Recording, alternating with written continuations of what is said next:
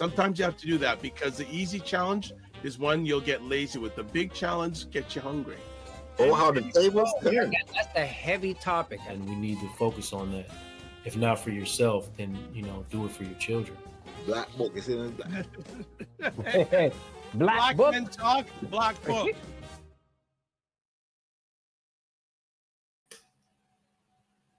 What is up, everybody? It's Dr. Vibe here, host and producer of the award-winning Dr. Vibe show. And you know what? Terrence, we're not supposed to bring you on yet, so we're going to take you back for just a second. We'll do that. All right.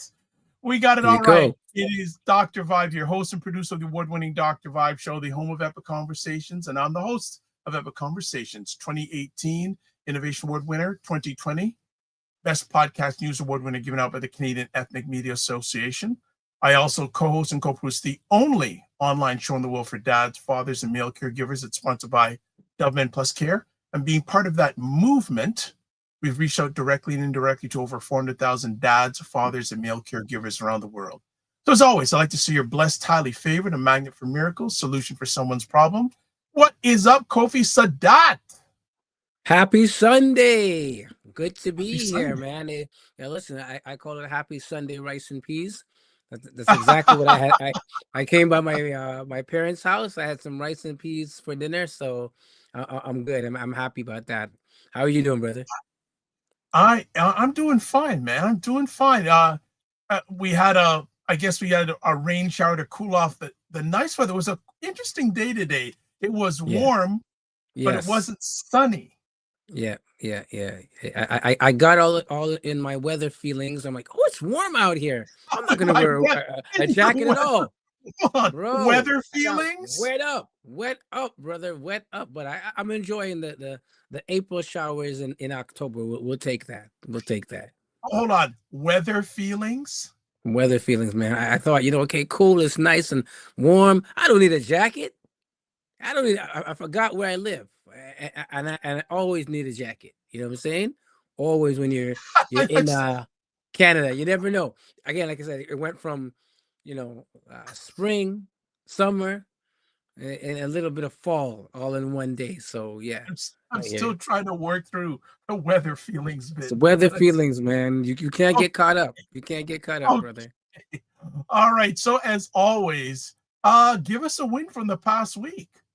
You know what? I got a win from today. I had the pleasure of connecting with my brother Kofi in the flesh. Right? Yeah, how's he doing? Man, he's doing well. He's doing really well. He fed us good. I don't want to let the secrets out, but we had a nice vegetarian meal. And another brother, I got to give a shout out to my brother Malik as well. Yes. Yeah, man. So we got together because we're always talking about, we need to get together. But I saw the importance of actually making the time. I got to big up my chest. I won the domino game. We were playing some dominoes. We played some Ludi. Hail up Malik. Yeah, you took us out in the Ludi. But I just, my win for the week really is, making the time to spend with the brothers in this particular case, and we always say we're going to do it, but to actually make the time and do it, started my day off perfect. So I want to give a shout to my DK brothers, my Duacro brothers. And yeah, that was my win. What about yourself? What was your win for the week? You and I are twin sons of different mothers, because one of the great wins I had this week, I don't know if I'd mentioned before, but close friend, she passed a few months ago. And been bugging her husband to go out. So I just said, we're going out this day, because it seems that's the only way this is the day we're going out. So I took him to a place in Scarborough. They're not getting paid for this, but a promo called The Avenue. The Avenue, yeah. And he was all over it. Like once the corn soup hit, it was over. It was over. Yeah, what could you say? What could you say? It was over, but it was good fellowship, good time spent, good conversation. It also, too, is going to be challenging because this Thursday would have been him and his wife's 43rd wedding anniversary. Yeah, for sure. A few of us are saying, okay, what do we do that day? What Yeah. do we do that day? So we'll see what happens. Yeah, man. What happens. Celebrate. Even in times of challenge, we gotta celebrate each other and have that fellowship and that connection because it makes a difference. It really does make a difference, right? Yeah, but it was a really good time. Really enjoyed it. Had a good time out. Look who's in the house. Frequency of Air Promotion says greetings and salutations. Greetings and Greetings, salutations, my brother. my man. All right. He says, just tuning in now. Look, you're on time. You're on time. You're But on other than time that, today. it's so good. It's so good that you and Kofi and Mal got together. And I really encourage, especially our black men, Mm-hmm. to be intentional with that. Be intentional Yeah, with that. Really for make the sure. time to have those. Well, okay. No, it's just someone got okay. So quick rewind because you're late. A good associate of mine, he, well, a couple. The wife transitioned a few months ago and took the husband out finally for a good dinner. We made the time intentional, and this Thursday would be their 43rd wedding anniversary. So there you go. Yeah. All right. Anything else happened during the week? Just really kind of enjoyed. Actually, it's like it's been a weekend of games. We did a Comedylicious launch. Yes. And thank you for the sponsorship, and it was great to give Oh, some my tickets out. pleasure. Yeah, but we did the launch yesterday, and it really was just what was cool about it was like a game night plus a little laughter and of course grub some food, right? Big up to Honey Guru who did the food. It was Yes. really nice. But yeah, it was just what there were families that were there are different people that were there, but just to see people play games, the personalities come out. You get to see the ones that are like the sore losers, the ones that are laid back, the ones that like all different types of personalities came out. So it was good. So big up to Roseanne as well, Roseanne Bailey, for the 910 Queen Street West studio. Hopefully we'll do some stuff over there as well. But it was Yeah, good. you She said, you keep on mentioning this place. So "Yeah, we gotta like go. and We gotta go." oh man, down oh man, I downtown. know. Downtown. I know, bro. I know. But you know Okay, what? I will say it's worth the ride I know. downtown. I know. I hear Yeah. you. I But I hear hear you. you. I I hear hear you. you. I hear you. I yeah, yeah, I'm gonna have to get out there. Yes, I hear you. I hear you. We'll walk with that. We'll We'll walk work with with that. we'll find a way of making that happen. So but I'm glad to see you saw brother Kofi because Yes. my only communication with him these days is digital because I know he's as you saying doing the plantation thing, corporate plantation Yes. thing. There So you go. There you go. you got to do what you got to do. All right, we're gonna take a quick little break, come back with some housework, and then we have another new friend that's gonna check us out, and we're gonna check them out. But first things first, we'll be back quick. Here we go. Check out The Morning Vibe on Mondays and Fridays at 9 a.m. Eastern on the Dr. Vibe Show YouTube channel with Dr. Vibe and Ryan Knight, where they discuss important subjects between themselves or have conversations with people who you need to know about. All right, check it out. Monday and Friday mornings, 9 a.m. All right, Love it. let's do Love some stuff. it. There we go. So, welcome to Black Men Can Talk, a show where Black Canadian men come together to have real, unfiltered conversations about life, culture, and community. Subscribe to the Dr. Vibe Show and hit the notification button. Please like the Dr. Vibe Show on Facebook, LinkedIn, Instagram, TikTok, Blue Sky, and Substack. And if you want to advertise your business, product, or service on any of the platforms, email me at dr.vibe at the drvibeshow.com. And also, if you have a question or take, go on your whatever digital device to callme.rode.com, put in the code FSPL8L. You'll get to another screen, put in your name, make sure the echo cancellation is turned on, and then to join conversation. And we'd like to have you in. But we have a new friend today, so I'm going to let Paul introduce. Go ahead. Welcome, my brother. If we can pull you up. But we'll Okay, do an we'll pull him introduction up. first. Here we go. We'll do a little introduction for you first. So I want to welcome our brother Terrence Francis, who's a business manager, a program coordinator, a former pro boxer. You know, we're going to get into some of that, a boxing coach and the trainer, and also one of the founders and directors of FMB, which you again will find out more, as well as a great all-around guy, a father, a family man. Welcome to Black Men Can Talk, my brother Terrence. All right. Thank you, Paul. It's great being here. And Dr. Vibe, love what you guys are doing. Sounds very, positive, and definitely try and keep in and gain a little bit more from your Sunday evening shows here.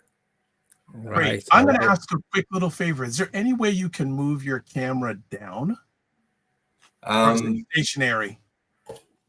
It is on top of. I can move it down. Let me see if But you know what? If it's too much, don't go there. Yeah. Okay, let's leave be. I should have asked before we went live. My bad. So next time you come on, because I'm saying you're going to be back. Mm-hmm. We'll be back. All right. So definitely. So Paul, do you want to open it up or me? For sure. I can open it up a little bit, kind of something light that I want to find out, because I love boxing as well. So I do want to hear a little bit about your start in boxing. But before we go there, I gotta give you the trilogy. You gotta let me know which one is your favorite, right? And this is my in terms of middleweight, light heavyweight. Who was your favorite? Sugar Ray Leonard, Marvin Hagler, or Thomas Hearns? Wow. you got the three. You got the three. I got the three. Well, that's a good question. When I fought as a boxer, maybe you can't really see from my sitting position, but I initially started as a welterweight, then a super middleweight. But I was given the nickname the Hitman by my club mates. I fought out of the Cabbagetown Boxing Club. Right. And because of, I was about to say, 6'1", 100, about 150 pounds, and tall and slim, and kind of fought in a similar way. Right. And he was my favorite of the three. Sugar Ray Leonard, you can't really argue it. Not that I didn't like Sugar Ray Leonard, but you picked three of the best boxers in that weight class at really any time. That were competing against each other, and as you probably know, they all fought each other. Yes. So Sugar Ray Leonard was an awesome, one of the best ever, and it's someone actually I had the pleasure of meeting and getting to know a little bit, not too much. Nice. I did my fighting out of the Cabbagetown Boxing Club, and he managed a stablemate of mine, Sean O'Sullivan. Yes. I remember that. Yeah. Won a silver medal at the Olympics and went on and was trained and managed by Sugar Ray. So he came into Toronto a few times, and I got to meet him. But even with both of those, I have to, when I look back at it, the best of all three was Marvin Hagler. There you go. That's right in the middle. Yeah, man, he is when it comes to boxing, a boxer's boxer, tough, talented, all the necessary things. And he had that one loss to Leonard, which again, a lot of people, that's kind of debatable if he did lose or not, but it was an epic era between all three of them. So beautiful. I can pick anyone, but all three of them I love. Of all three, my favorite though was the Hitman, just because of his style, and he went on to, I think it's 5 world championships he won. Yes. Great boxer as well, but you can't really find three greater boxers at the same time competing in that mix. And even when you throw in a Roberto Duran, although I was going to say Duran, yep. Yeah. But some great so, fighters in that era. So how about yourself? How did you get into fighting? in boxing? You know, it's funny. I was born in and grew up as a kid in Jamaica. My father was one of the biggest Cassius Clay fans, Oh, and he would talk about boxing nonstop. You know, day in, day out. Anytime they have a little activity, he would have a joke that he would always tell, because they used to listen to these boxing matches, and we're going back now to Sonny Liston, Cassius Clay, back in the early days when they listened to it back home on the radio. And you know, there's one of the events that he was listening to, and he said the commentator described it in a visual sense, although they were only hearing the audio. He was describing it, you know, oh, look at him go, and you know, left to right, and he just loved just repeating and talking about that fight. But he was continually talking about boxing, and that's where my love for the sport came from. I emigrated to Canada. My father was still living in Jamaica, but there was some part of it that just resonated with me. And at one point, I came to the point as a young man, I was about 16. I wanted to do something from an active standpoint. And I came down to two conclusions. I could either get into like the armed forces to training and learn some things. And then at one point I decided, well, you know, I'd like to also, I like boxing. I picked up the phone, called the Cabbagetown Boxing Club, and they said, come on down. And I went down there, and that was it. That ended up being the choice I made. And that's how I got into boxing. As a long, you know, scrawny kid. I lived at the time up in Jane and Finch, up on famous Driftwood Avenue. all right. And on the bus and go down to Cabbagetown and train, and it just became a routine from there. And I you know, I haven't regretted it to this point, and it's still a relevant or key part of my life actually at this point. Nice. So, brother, Dr. Vibe, I allow you to have a question if you like. If not, I can still go. It's up Thank to you you. for your permission. I appreciate There you that. go. There you go. Let me ask, what are some of the things that you took, positive things you took from boxing, that are still part of your life today? Okay. There's a lot. One of them is just fitness and health.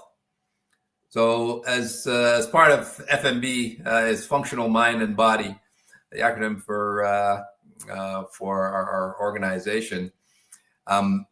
What we do, we use the sport of boxing. Well, first of all, just myself personally, that's the only way I find that I can really stay fit or to really get exercise. I enjoy that type of exercise. I'm not really a gym guy. And, you know, one of the things I tell a lot of people, boxers, maybe not so, I mean, it's not quite the same anymore because there's a lot of specialized training. But over the years when I boxed, I did very little, if any, weights or you know, there's running for the cardio standpoint, but you naturally develop your upper body, so on, just from punching the bags and push-ups, different things like that.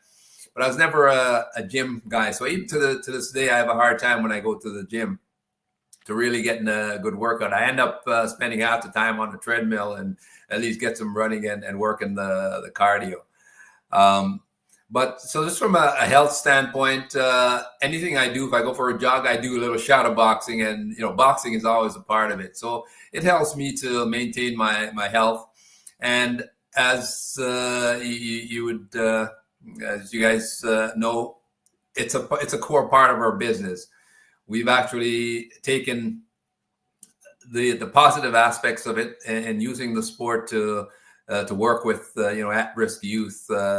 And youth in general, we do that, and other underserved communities as well, people with disabilities and so on, because it's always an intriguing aspect for someone to learn a little bit about boxing. And in addition to the exercise, there's some fundamental things as well, where it's taught me like discipline, respect, determination, and all of those are core components to a young person really growing up. Mhm. And they remain with me. They're part of my core. They weren't necessarily brought on by boxing. I would say, those were instilled in me more from and more quite appropriately. We're talking about Black men, but I mentioned my father earlier. My father is a man that I was to this point in my life. I'm grateful to have been his son, but he's implanted a lot of things in me, which still remains. Right. And I can look at that in fun area. Nice. If I have your permission, I want to go a little bit further on some of the stuff you just shared. Can you share with our audience, Black men of any age, especially those who partake in sports, Yeah. how important, what lessons you can learn being in the arena of sports that apply to your everyday life? Well, it is one area which many Black men have been able to excel in and maximize some of their potential. Just from based on their background or where they're coming from, sports has offered a good opportunity for that. And I look at people like Muhammad Ali, who I wasn't a big fan of when I was a kid, really growing up. But it's someone I look back at now and look at the legacy, and as I also learn and see more of what he did with the power which he gained, how he used that to help so many people all around the world and the cause of our Black community. So that's something, again, from a boxing and a sports standpoint, Black men, we have men like Kareem Abdul-Jabbar, who, you respect, people like Jim Brown, who've done similar type things. So sports offers that as an avenue, and obviously not. There are a lot of other areas as well when it comes to people with different levels of education and knowledge and power. Obviously, people like our Malcolm and Martin Luther, all of those individuals there. But sports in general, when I see a person who accomplishes a lot in the sport and then uses it to help our community, I have a lot of admiration and respect for that. Nice. Back to you, Paul. Oh, for sure. So definitely, I love the work that you're doing. And I just want you to share a little bit about the work that you're doing with seniors. Because when we think about boxing, we're thinking, is seniors going to get out there and do their thing? But really talk about the work with seniors and dementia that you've been doing. Yeah, well, we love that. We love all the areas. It's one thing, I was talking about the program. This evening before I came on, we typically Sunday evenings we have a family meeting, but I run the business with both my daughters. So I have two adult daughters, and they both come from that wellness background as well. One's a kinesiologist and a cardiovascular technologist, and has done some work with and some training in neurosciences as well. And the other is in psychology and works with as a degree in disability studies. So that was the impetus that helped us kind of come together and pull all the resources. I just lost my train of thought there. Just repeat. So just let us know about the program. Okay. Overall, our program, the senior program, we work first of all with 3 different groups. So seniors, kids, and then those with disabilities. The senior program is a unique program. It's the only one we know of that leverages the sport of boxing. In general, there's actually another program that I know of which focuses on Parkinson's disease, where they use boxing to help to mitigate or combat that disease. But we're using it to combat the onset of dementia. And the important thing is we work with it on a preventative structure. A lot of people do the program or have programs out there where they're trying to address dementia from a post-dementia diagnosis standpoint. And Right. what we've been taught over the year, prevention is better than cure. So we've developed our program to work really through four areas, which is physical activity. They're shown that really helps in your combating of that and any disease. So that's the beauty of this. It applies to everything.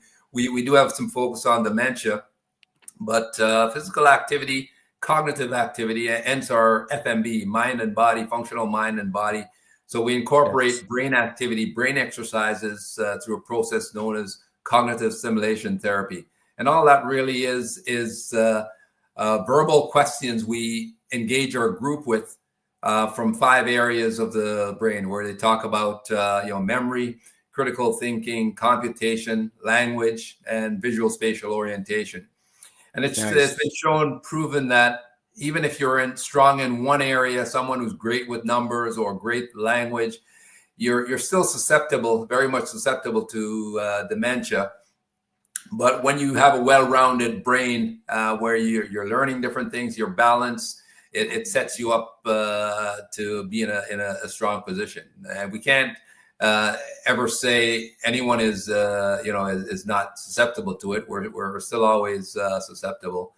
But the boxing program, the novelty it brings when we go into retirement homes, work with day programs, senior day programs, and so on. And your program is quite relevant as well, because you're dealing with Black men. But when we go out there within the wider community, the men in general are seldom there. We run our program. Typically, we have a group. We run from 12 to 20 individuals in a group, and on about 90% of the times, we'll have about 2 or 3 men in the program. Right, and they're all women.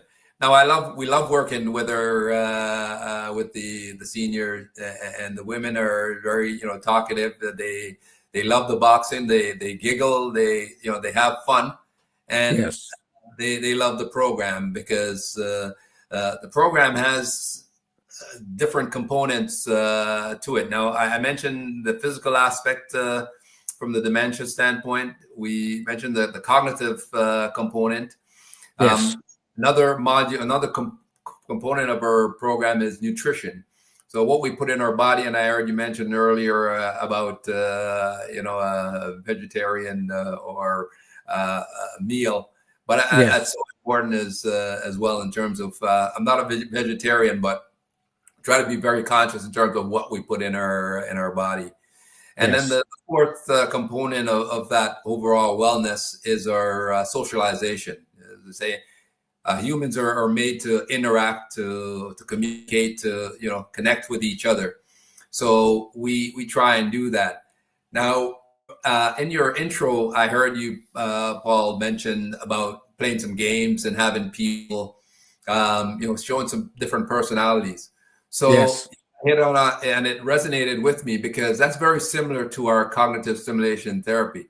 When we go through it, we're asking questions now, and we do riddles, right? And people are very competitive in it. Especially within a group, although they might get together on a regular basis, often they don't really know each other all that deeply, right? So when you get into some communication, you start doing things, testing them out, how quick they are with some of the numbers or language.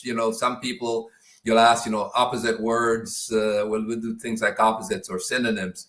And again, sometimes the most interesting answers come from the people who you get the impression that maybe most unlikely. And sometimes we work enough with the groups where you see that. And that also gives them some pride as well with it. But the interesting thing with our program, even if you don't participate, right? If you're not necessarily the first one who puts up your hand or shouts out an answer, the evidence again is that the person sitting there, even in a quiet state, once they're thinking and they're firing neurons, it's been scientifically shown that they're learning, they're actually helping themselves and getting a little, they're maintaining their health. And sometimes it's not a matter of even getting healthier, but it's maintaining what you have, because the human body physically, it shrinks, so does the brain. And if we don't use it, atrophy sets in and things deteriorate. So it's an important part of our module. Now, we're currently, over the last 6 months or so, or 5 months, we've been working with a grant program which focuses all of our attention, or most of our attention. We still have some programs that we need to maintain, but it focuses our attention on the Black community. And this, and that's something I've talked with you about, Paul. But it's extremely rewarding when we are working with different Black organizations, and we have these ladies in, and they love the boxing, they love the brain activity. The boxing is one component. We also complement the boxing through mobility, which is very much relevant to seniors as well. So my daughter is a kinesiologist. She specializes in mobility. So we have the ability to complement things, not necessarily boxing all the time. And in some cases, we might only do mobility. Some cases we only do boxing. And others, we have the ability where we'll alternate from week to week or month to month with them, and give them some variety in terms of the programs. Nice. We've also been able to do with the boxing now. It's non-contact boxing, so we're typically using punching pads. And what we've actually come to establish, it didn't set out that way. We started out with the intention that the cognitive component would be through our cognitive stimulation therapy, or we simply call it brain training, which is the form of, audible communication within the group, and questions and answers and so on. But after we got into the boxing, we realized that there's another cognitive component, and that's the punch combinations. So there's 6 punches in boxing, 1 to 6, straight left, straight right, left hook, left uppercut, right uppercut. Now, you can imagine me going for a senior and I go, okay, let's do a 1-4-3-2. We always start off, and we show them the 6 punches. We start off and we gradually build them up. So we'll say, okay, we're going to do a 1-2-1, which is just straight punches, 1, 2, and 1. All right.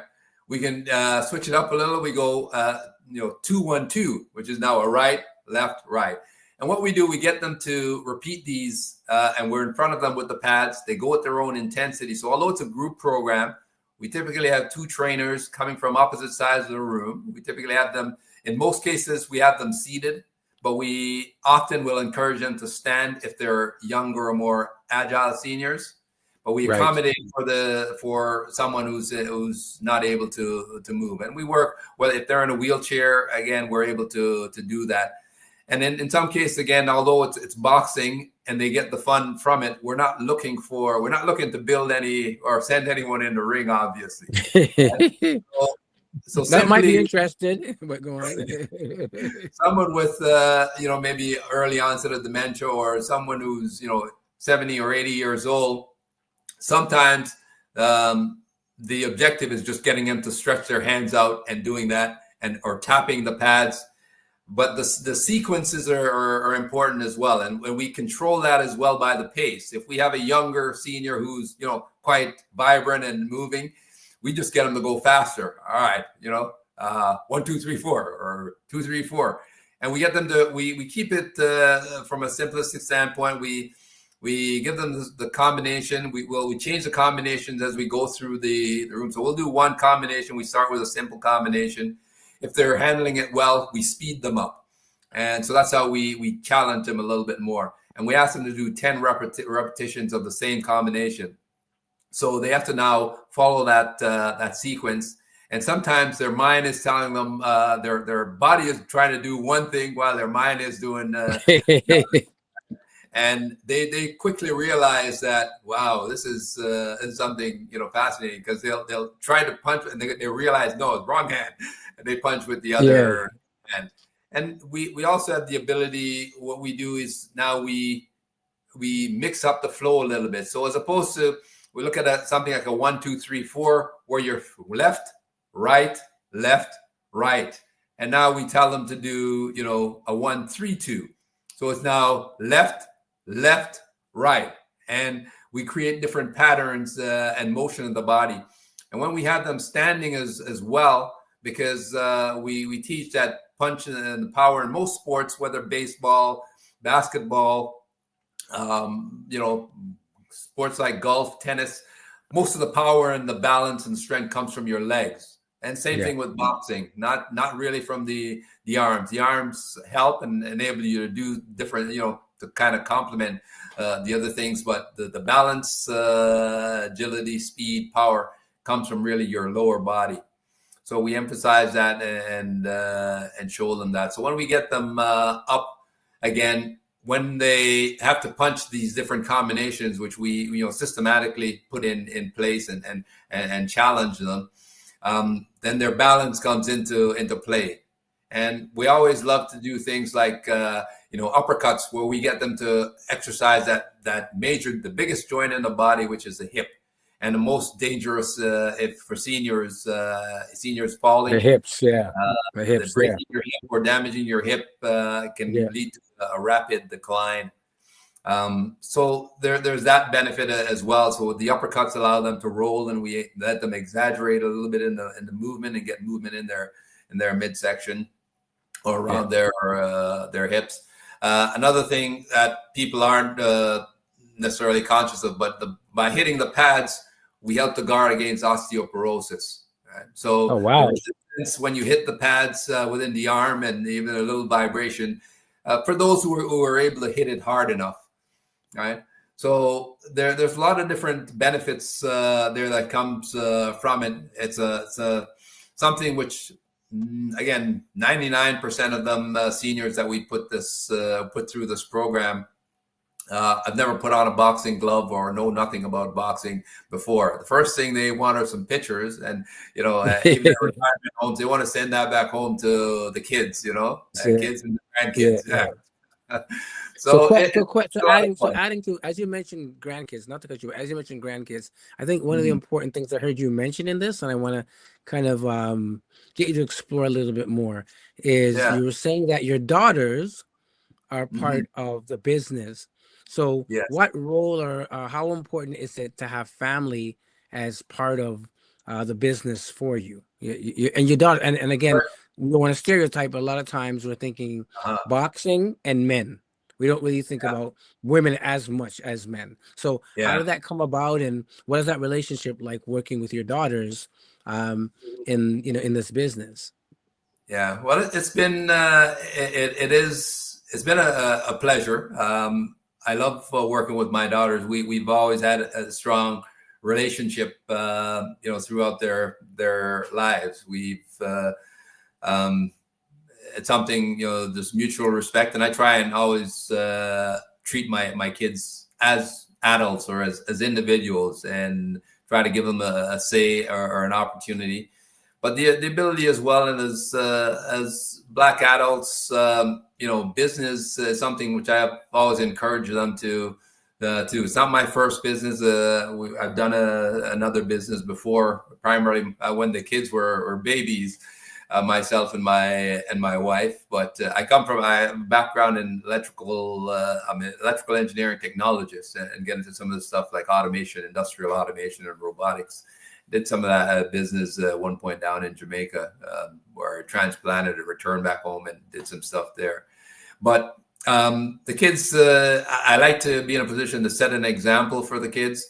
And we all came together to put this program together because they individually went out, and the programs that they learned had some connectivity to what we eventually came up with. One of the other core components behind it is there is really a spiritual awakening, because we look at this as really as a family calling. The three of us see it in terms of the importance of giving back and working with, and that's why we focus on the underserved communities, people with different challenges. But it's a pleasure working with my daughters. There's one is full time in the job. My younger daughter helps and works with us, but she works on a full time job outside of the business. So that's great. That's great. Overlook my wife as well, who's I'm surrounded by women, but wherever we're at, obviously with myself and our kids, both our kids. She's not far behind. Well, she's typically right around or assisting in some way. But it's been a pleasure working with them, seeing them grow. As I mentioned earlier, every Sunday evening we sit down and we have a business meeting just to talk about what's happened during the week.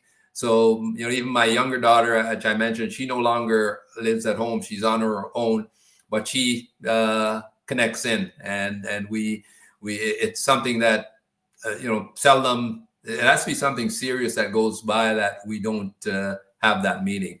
If it's a long weekend, sometimes we might have it on a Monday as opposed to the Sunday, but it enables us to connect and continue work together. And our program with the vast community that we reach, because we operate on a mobile platform, so we work we have clients, organizations we work with from Bowmanville all the way out to Mississauga and up into Brampton. But although we talk about the boxing, as I mentioned, she's a kinesiologist, and the mobility, we're able to do some unique things with the mobility as well. And her knowledge, and this is my older daughter, Shakia, her knowledge on the topic of dementia, she's also educated herself on that, and has a vast array of knowledge. But the pleasure I get when on a daily basis I'm hearing from clients, because she'll go, we don't typically work together.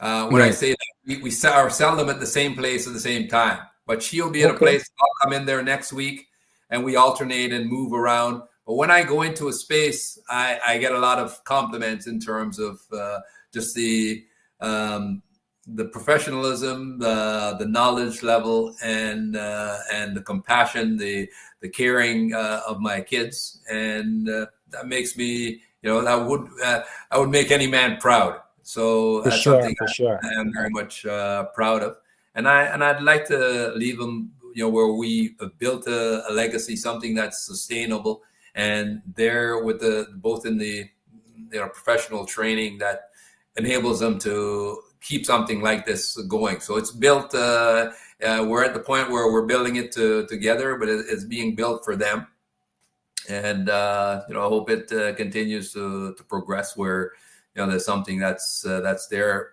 even for their kids when they come along. All right. Legacy building, always something that we're trying to push on the show. Dr. Vibe, do you have a question you want to chip in? Yeah.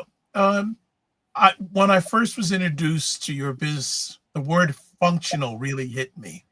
So I'd like to know, how do you define functional in mind and body? Okay, well, that's a good question. Functional, the way we look at functional, is in a sense practical. Practical mind and body, being able to use your body to accomplish things that you need to do on a daily basis. and likewise with the mind as well. When we started out, we kind of used a phrase which is maintain independence as you age. All right. So in order to maintain independence, you have to be physically, to some degree, physically able. Well,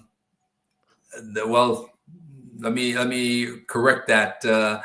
You don't necessarily have to be, because obviously there are a lot of people who are still independent and might not have certain physical, abilities. But you're in a better position to remain more independent if you are. And same thing from a cognitive standpoint. So the mind and body in tune to keep them fit, able is our objective. And by doing and facilitating both of them, it makes people able to be more independent. There's also one other point which helped us in terms of facilitating the business, and it comes from my older daughter Shakia. In part of her studies from a kinesiology standpoint, it's also been shown scientifically that the mind is able to function a little bit better when you're active. So she always encouraged that when you have blood circulation and movement and blood flow, increased blood flow in the body, the mind it's again blood circulating, neurons, different things. You're able to grasp more, and your brain is just more active. So they go hand in hand, and that's the reason why we actually came up with both of those, right? Mind and body. Another interesting fact relating the two of them, and it might not be quite to your question there, Dr. Vibe, but I think it's relevant to know how we bring both together. Myself being a former professional boxer, every boxer gets hit, concussions. Yes, I've had concussions and so on. So one of the things, I've taken some proactive steps. I came to know of a program at UHN, the University Health Network, which is a post-concussion study that they've been doing with, and I'm watching the news one day, and you're relating to football players. And I said, hey, that sounds interesting. And I reached out to them. And I believe in being very proactive. And that's one of the things I encourage my kids to do, and our employees as well. But I reached out to them and found out a little bit more about the program. I told them I'd like to be a part of that program. And I've been part of it now for about 15 years. But that going into that program was something where they, it really, every 3 or 4 years we go in, they really take 2 days of testing where they analyze you, MRIs, spinal tap, and a slew of cognitive questions, and using computers, doing different things for your visual, remembering certain pattern sequence. It's just an extensive amount of things. So that kind of encouraged me as well. And same thing with our kids, because I had taken that step to try and keep my mind sharp, or try and help to preserve my mind. That kind of had an impact on them, and they saw the importance of it. In addition to that, both their grandmothers, both their grandfathers are not with us anymore, but both their grandmothers are older Jamaican women. My mother is 89, and their mother their other grandmother is 83. Both of them own their own home and live independently on their own, and function and do awesome things for their age, and quite sharp cognitively. You don't need anything with. So that also inspired my kids. I said, well, they want to have people to keep them functional like their grandmothers. And again, both of them are quite independent. They get up. One drives. My mother-in-law drives. My mother has never driven, but she jumps on the bus whenever and travels around Durham and does her thing. Very seldom I really have to go. She likes to go out on her own and do different things. So Nice. they've been and remain an inspiration to us as a family and to my kids as well. So that's how some of these things came together, from the boxing experience, from just our spiritual beliefs and our foundation, and I attribute that coming from my father, who was a very God blessed man as well, and he implanted that in us, and it was good to see it go down through the generations and to come in and try to do some positive things to impact. One of the biggest challenges when we look at something like dementia is one of the biggest challenges from a societal standpoint that we have right now, and how to deal with it. All right.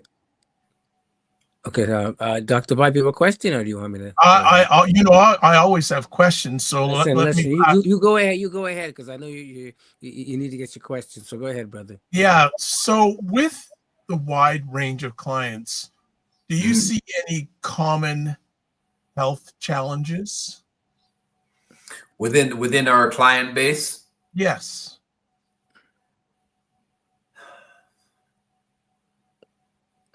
Or is it diverse? I'd like to speak to or answer it in respect to our Black community. Yes, go ahead. Right, relevant. What we've been trying, what we've seen, and what we try to encourage. This is known to the general community, not only the Black community, but in general.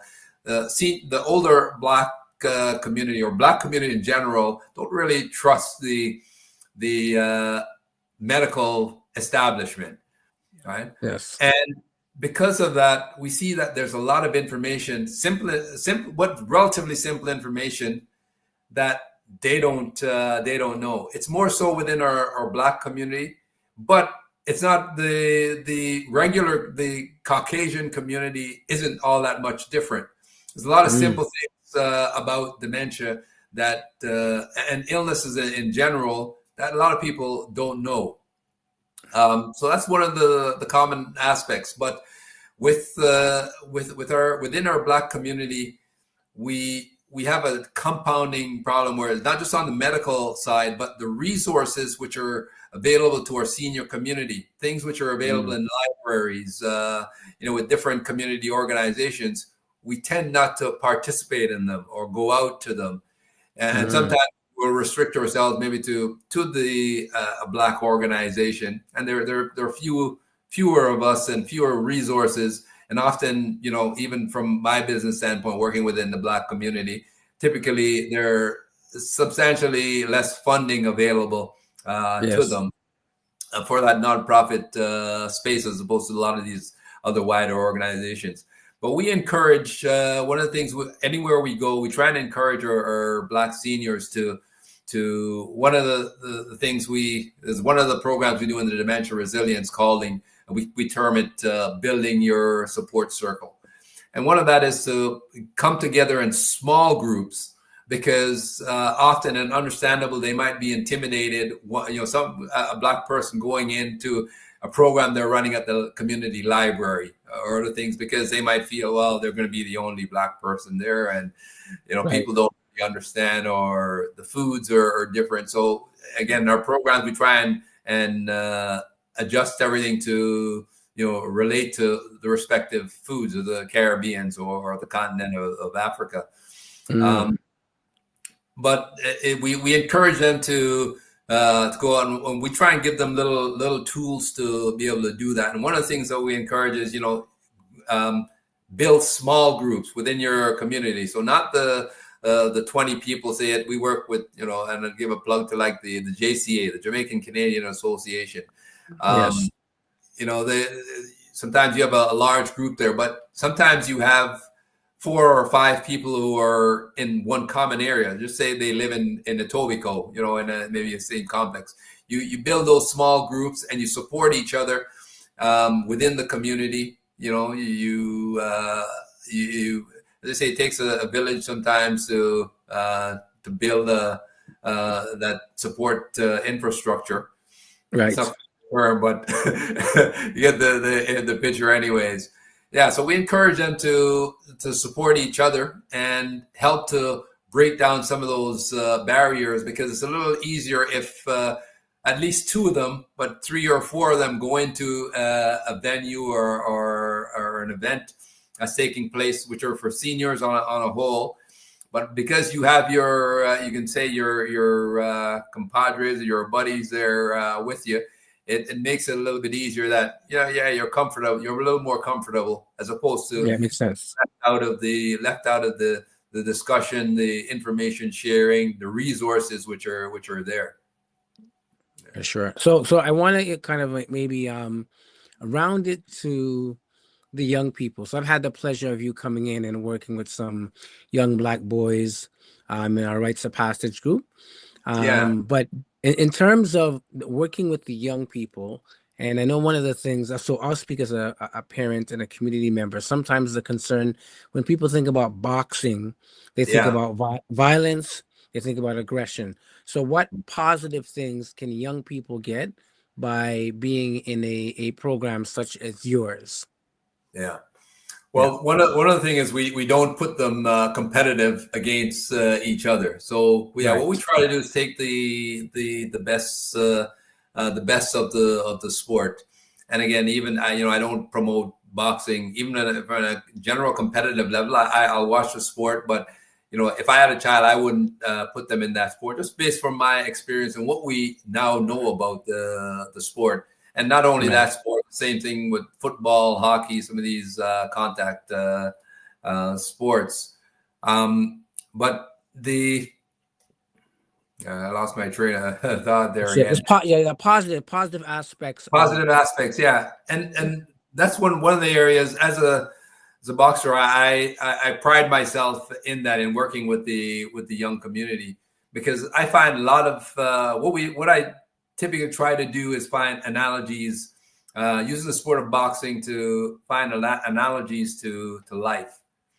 So, and we have a program that we've designed called the Corner Project, right? And the aim of it is, we kind of use the phrase knowing when to retrieve to and when to avoid corners. And we use the analogy of boxing. Within the fight, you want to stay out of a corner. And we try and keep with that mentality, working with young men and young women as well, is to keep them out of getting trapped in corners. Right? So from the boxing standpoint, and we try and relate that to life, and we incorporate those in some of those cognitive training sessions. And then the cognitive session gives us a wide array of things that we can do. I mentioned earlier those 5 components of brain training, but we use it to deliver information like this to young men. And when we did, for instance, with your program there, Paul, we covered topics, we use those discussion periods to talk about discipline or self-esteem. And we do that with various programs across the city. We go as far as using the program to teach physics. So we talk about acceleration, gravity, force, torque, and when you throw in a hook and relate to it, and hoping at again, these kids from seeing some of it and relating to it a little bit differently, they get a little better grasp on some of the topics. But the analogy to boxing from within our Corner Project program that we run, what we do, we go through, we teach them the boxing, but we then come and we talk about some of the aspects like we relate boxing and a boxer coming into the ring, and feeling the surface of the ring. So the boxer is assessing his situation. Tension on the rope. So you see a boxer, you see it in wrestling and boxing, a boxer will lean back on the rope just to see if it's a loose rope or if he falls through, if the ropes are tense. And a ring can be, foamy, thick, slow, a slow ring, which gives an advantage to a more plotter or puncher as opposed to a boxer. And then you have fast rings which are, the foam is like the stuff in the gym floors, the Good Life or one of these places where it's very fast, right? Yeah. So we use, that's an example where we teach the sport of boxing, but we relate it to life and say, wherever you are, to our young youth, you have to assess your situation, and you want to try and do that as soon as possible. And again, even in from a boxing standpoint, what a boxer needs to know is how strong is his opponent, what are the strengths of his opponent. So you might need to get into a clinch as a boxer with your opponent to see if he's got Mike Tyson type strength, if he tosses you around or not, or if you can toss him around. So you establish different things, and I think it's very important for our young generation to try and think in that way, and test their surroundings in a positive way. And you'll, no matter what you do, you'll always have some or a few that kind of go off stray. But for the most part, it works fairly well. Within the Corner Project, we have 10 of those topics where we relate boxing to life, essentially analogy to life. The other aspect, which is very important as well, it's been shown and used right across, I'll probably say on a global basis, where you take at-risk youth, some of that aggression. One of the best ways to curtail that aggression is by getting them with that discipline, control, and also very important, being able to give positive affirmations to a youth.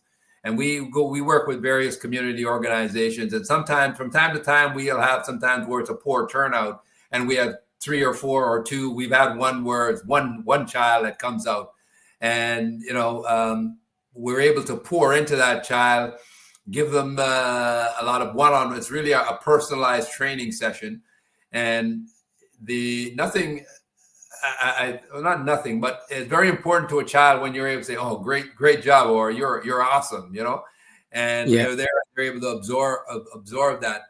So we get the opportunity to do that on a essentially a daily basis, and sometimes to all 3 of our cross section of clients, the seniors, the kids and youth. More relevant, I think, to kids and youth, and so then to seniors, but also to those with disabilities. And when I say disabilities, strong focus is really within the autism spectrum, is what we focus on. Yeah, but there's so many positive aspects of the sport. There are a few negative, but we find just by keeping away from the combative component of it, we teach all the other aspects, speed, agility, quickness, a lot of different routines that we can that we do. We get them tired, which some of the youth programs, the parents who come in with them really love that of it. And again, even the parents are all the mothers, but they love the program, and I can only assume that the kids typically sleep better, just from being a little tired and worked out. Nice. There's a lot of positive aspects to it.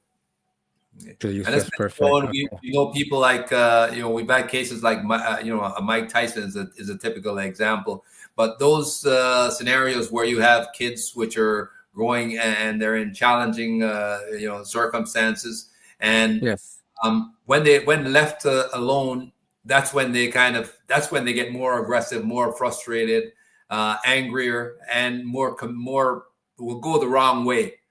When from what I've seen, even in my personal experience, I lived up in Jane and Finch, and I went down to, I knew a lot of people from the boxing club who lived in Regent Park, those communities, but it actually did the total opposite. The boxing enabled to give kids a level of confidence, and obviously this one is more what we are competitive boxing, but and that still has some benefits, because I was able to travel around the world, different places, to even just travel in Canada, right? Mm-hmm. A lot of people are and a lot of kids are not here. Well, when they first put me in a plane and sent me to Sault Ste. Marie or something for a tournament or a boxing match, and Mm-hmm. I have been able to go out in the West Coast. With Sean O'Sullivan, we had Willie DeWitt, which was was a heavyweight at the time, who won, I think, a gold medal at the Olympics. Yep. But I've been to training camps out in Calgary, in the plains of Calgary, and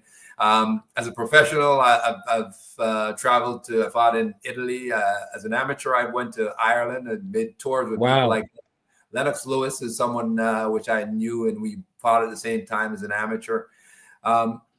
So the exposure and the people that you get from that as well, and the confidence that it builds. I've never been, and I would say most fighters I know have never been in a fight outside of the ring. You will always, there's always exceptions, right? But it's not not what most people would come to think, that, well, if you teach somebody how to fight, the first thing they're going to do is go out and fight.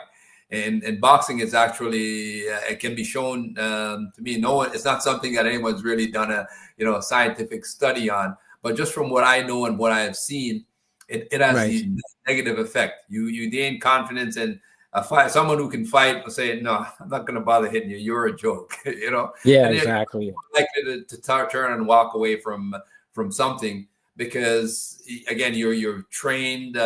You've had different people. You have a level of confidence in yourself and what you're able to do, and you can hurt that person.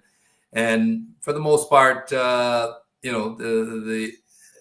most boxers have a rational way of thinking, and will follow that based on what they know can be repercussions or discipline that they might suffer. And they don't want to typically lose that, especially if they're good at what they're doing.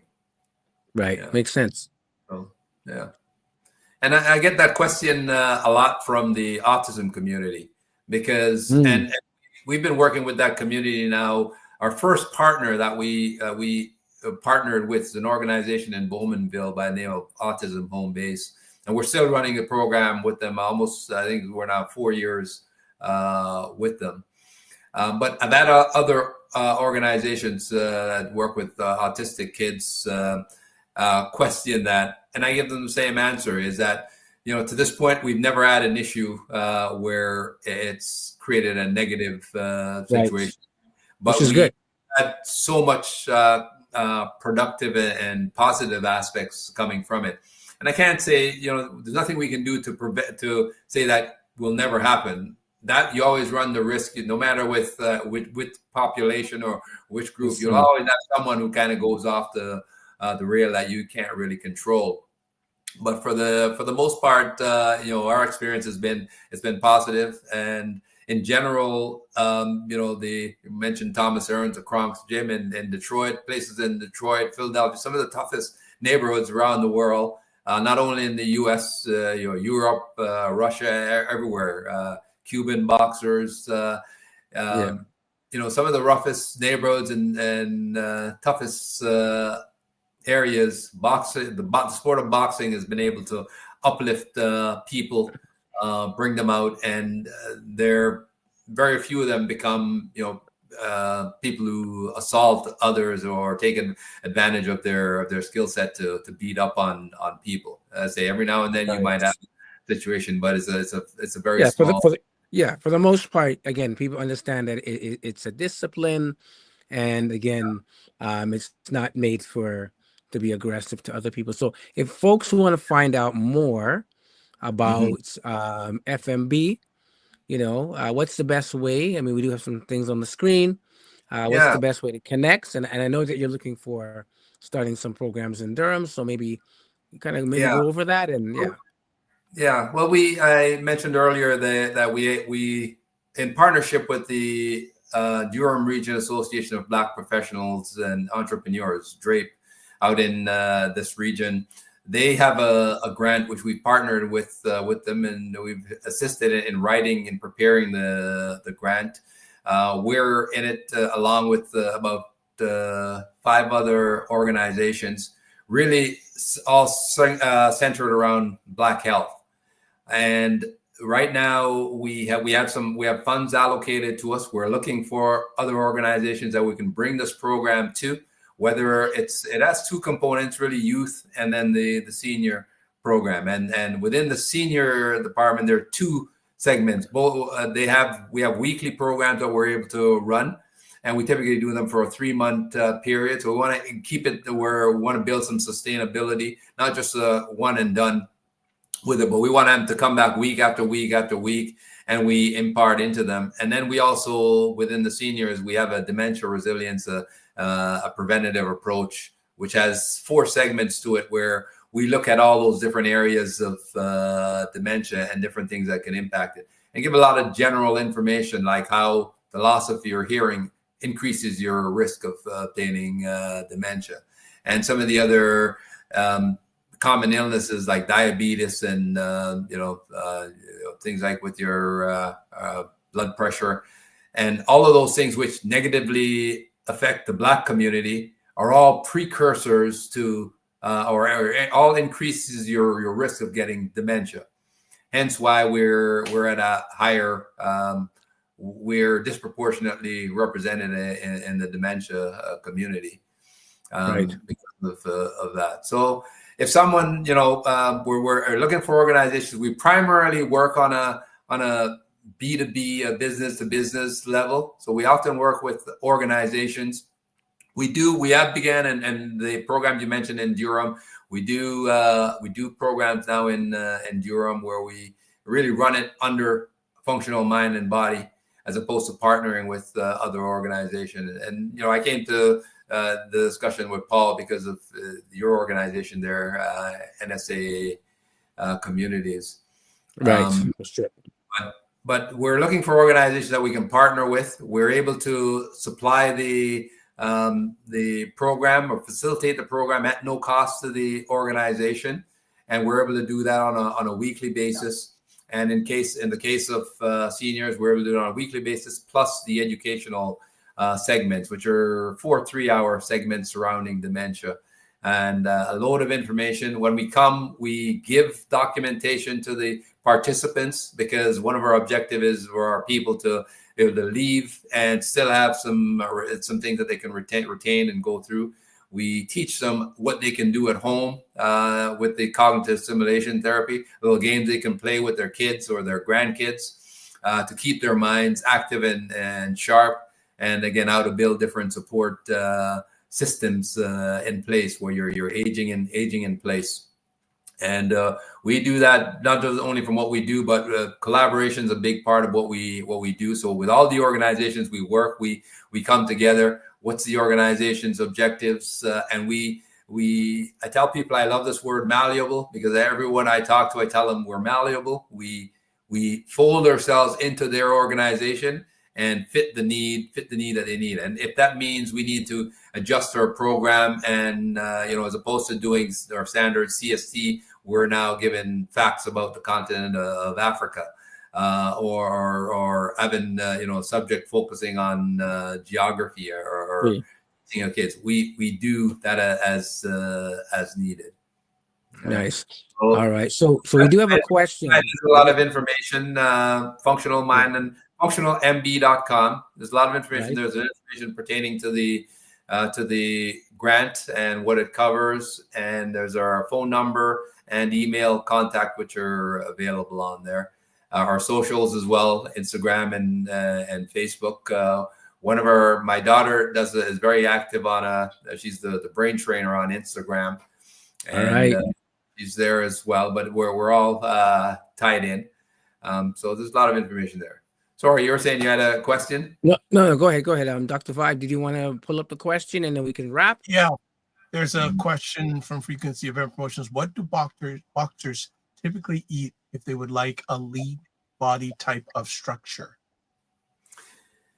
Whether you're a boxer or not, you want to eat just healthy. And eating healthy, meaning, you try and cut out all preservatives or preserved food. You want to eat natural or live foods.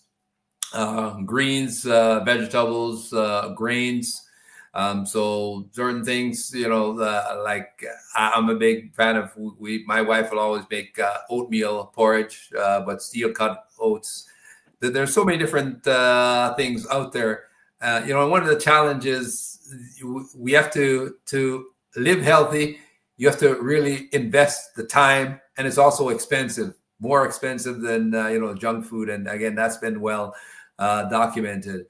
But it takes a lot of time because there's just so much out there, and it's not just fruits and vegetables. Again, a lot of things, like a lot of people are under misconception that fruit juice is really healthy, and and again, that's not the case. But unless you're brought to your awareness, but I would say good quality fibrous foods.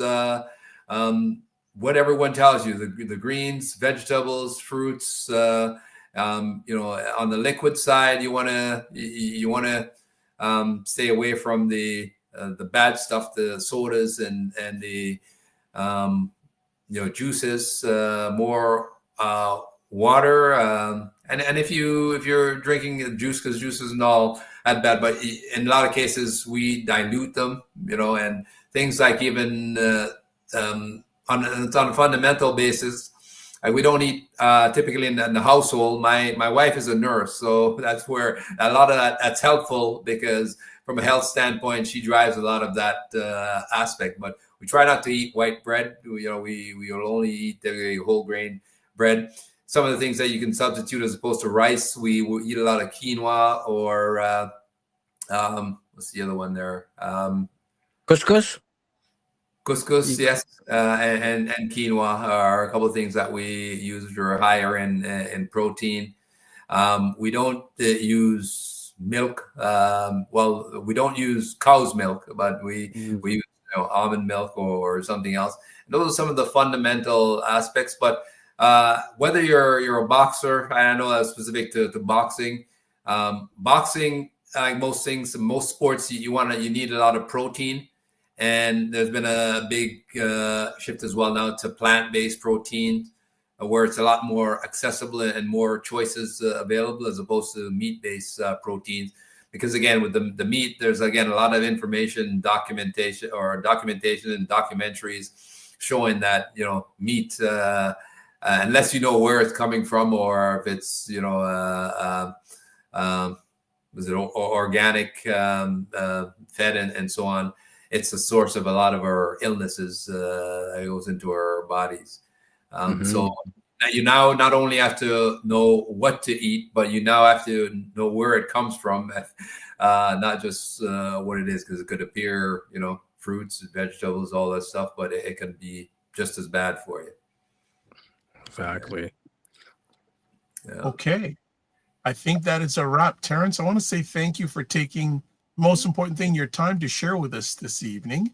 It's appreciating it and enjoying some of your journey, some of your family's journey, and some of your manhood journey with us tonight. Really, really great and informative.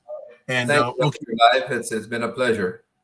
Pleasure and honor is ours. And if there's anything Paul and myself can do to help out, don't be afraid to reach out. As always, don't just manage your time, manage your energy, and remember to give yourself grace. Yes. Well, thank you, brothers, and you guys keep up the good work. It's necessary work out there to try and get our men connected and tuned in, and just knowing what's happening out there. All the best. Thank you much. Faith. All right. It was a nice conversation. It was a wonderful conversation, sir. Any one takeaway you have from it? Definitely, the whole aspect of prevention. So staying active, not just physically, but mentally, that importance of that piece. And then also a challenge. I'm going to put out a challenge to our brothers, because it seems like, Terrence has this great program, but there are not enough brothers that are involved. So I'm going to put a challenge out to have a Black Men Can Talk boxing program with FMV. Right. So boy. yeah, brothers our age, our Oh stage. boy. Yeah, we gotta stay sharp. We gotta stay. We gotta be sharp like Dr. Vibe. You know what I'm saying? Like we gotta stay sharp. So I'm gonna Well, put that Dr. challenge Vibe, out there. some people would think Dr. Vibe's a little overedged, but as I always put it out there, I visit my doctor every month. It's not because I have any illnesses, but you know what? While I'm not paying for it, I want to look after my health because your health is your wealth, That's right? it. Yeah, I go to my for doctor sure. every month. Like when I go in the office, before I see him, the next appointment is booked. Hey, listen, It's free booked. eye checks for young people under the age of 18. 100%. Hey, 100%. take So for advantage, me, right? and Tara says that's a good idea, going to the doctor every month. There you go. So I would say for me, so many takeaways, but the service to our elders, I love how they're focusing on that. That is so Mhm. critically important. And we really have to be intentional and functional in regards to taking care of our elders. All right, That's I for agree. me. All right. So before we call it, if you want to get a hold of Kofi Sadat, there he is. There's his email address. There's his Instagram. The great Maroon. I love that on Instagram. NASA Community on YouTube, Facebook, Paul Osborne 31. Our dear friend Kofi Morris. Hopefully we'll see him soon. Email Yes. address, get Big Stay up fit. Kofi. Yeah, getwillstayfit@gmail.com, Instagram @Kofi Coach _ and Cosmic Wellness Group, and also Facebook Kofi Coach. For me, making it really easy. If you want to get a hold of me, there it is, toplink.cc/ the Dr. Vibe Show. Make it nice and easy for you to do. As always, subscribe to the Dr. Vibe Show if you can on the YouTube channel, and subscribe and hit the notification button. You can also follow me on Facebook, LinkedIn, Instagram, TikTok, Blue Sky, and Substack. Also, if you want to advertise your business, product, or service on this platform or any other platforms we're involved in, email me, dr.vibe@vibeshow.com. And finally, as we scroll across here, you can watch replays of this epic conversation on the Dr. Vibe Show on Facebook, LinkedIn, also the Dr. Vibe Show website. And I know that you can also watch on Paul Osborne's. I got to change that, but I know you can watch on his Facebook, and you can also watch on the NASA Community. I will have that changed by our next show. All There you right, go. that will be All right. all right. So as always, we say live your life as a dream. If you can dream it, you can make it. Sometimes you have to get smaller to get stronger. Block assumptions, aim bigger, aim better, aim higher, aim wider. Love, faith, and respect. And don't just manage your time, manage your energy. And remember to give yourself grace. And if you're not making money, make history. Try to do both and always make it better. God bless. Peace to all. Keep the faith and walk good.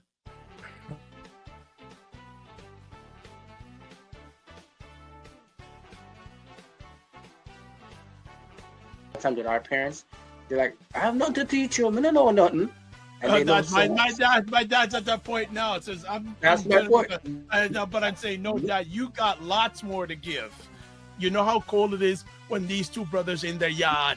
You know that. You know that. You don't know that, bro. You know No that. joke. That's I know we all have these things, but you know what? My go-to is this thing. Wow. black book. It's in his black. Black Black book. men talk, black book.